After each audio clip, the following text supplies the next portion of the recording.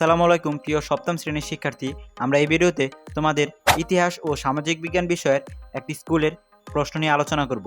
শিক্ষার্থী, এই প্রশ্নটি একটি ঐতিহ্যবাহী স্কুল থেকে সংগ্রহ করা হয়েছে। শিক্ষার্থী, তোমরা এই প্রশ্নটি প্রথম থেকে শেষ পর্যন্ত মনোযোগ সহকারে বোঝার চেষ্টা করো, কারণ এই প্রশ্ন থেকে তোমার বার্ষিক পরীক্ষায় কমন আসবে। শিক্ষার্থী, তোমরা অনেকেই ভিডিও দেখো কিন্তু ভিডিওতে লাইক, কমেন্ট এবং চ্যানেলটি সাবস্ক্রাইব করতে ভুলে যাও। তাই এখনই চ্যানেলটি সাবস্ক্রাইব করে পাশে থাকা বেল আইকনটি বাজিয়ে দাও আর ভিডিওতে একটি লাইক দিয়ে দাও।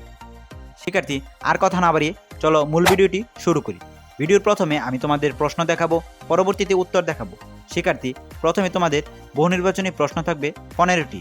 এখানে 15টি প্রশ্নের মধ্যে প্রতিটিরই উত্তর দেওয়া লাগবে, অর্থাৎ এখানে 15টি প্রশ্নের উত্তর দিতে পারলে তুমি 15 নাম্বার পাবে।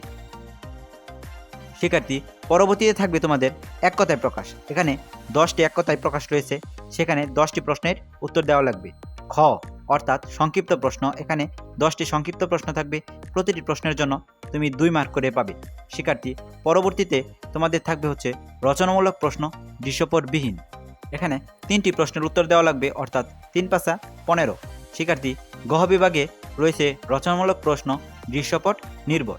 শিক্ষার্থী, গহ বিভাগে তোমাকে 5টি প্রশ্নের উত্তর দেওয়া লাগবে, প্রতিটি প্রশ্নের উত্তরের জন্য তুমি 8 মার্ক করে পাবে, অর্থাৎ 5 আর 40। গহ বিভাগের উত্তর দিতে পারলে তুমি 40 মার্ক পাবে।